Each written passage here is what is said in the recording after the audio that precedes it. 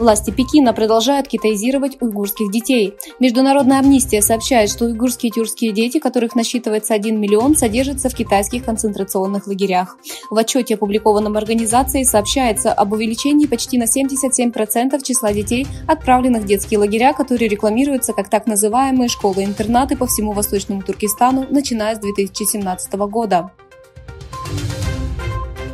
Президент США Джо Байден поздравил мусульман с Рамаданом. Байден также сделал упор на свободу религиозных убеждений, заявив: «Как Соединенные Штаты, вместе с нашими партнерами мы солидарны с мусульманами, подвергшимися угнетению, включая уйгуров в Китайской Народной Республике, рохинджа в Бирме и другие мусульманские общины по всему миру, которые подвергаются преследованиям».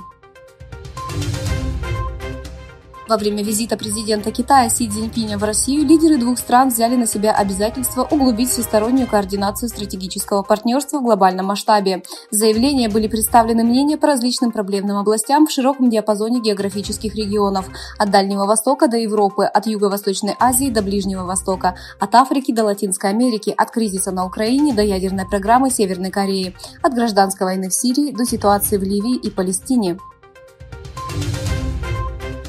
Партийного комитета в Восточном Туркестане и Эркин Тунияз встретились с послом Казахстана в Китае Нуреевым и его командой в Урумчи 17 марта. Ма Синьчжуй отметил важность Казахстана для открытия Восточного Туркестана внешнему миру, для укрепления связи между двумя сторонами сотрудничества на всех уровнях и дальнейшего раскрытия потенциала.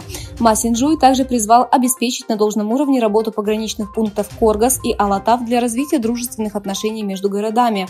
Также ожидается дальнейшее развитие сотрудничества в области культуры и туризма. Ма Синьчжуй выразил надежду, что Казахстан внесет свой вклад в углубление отношений.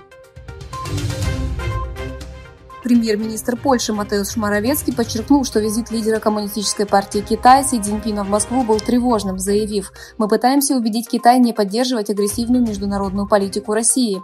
Моравецкий, который также оценил встречу с премьер-министром Японии Кишидой Фумио в Польше, подчеркнул, что сформировался новый геополитический порядок.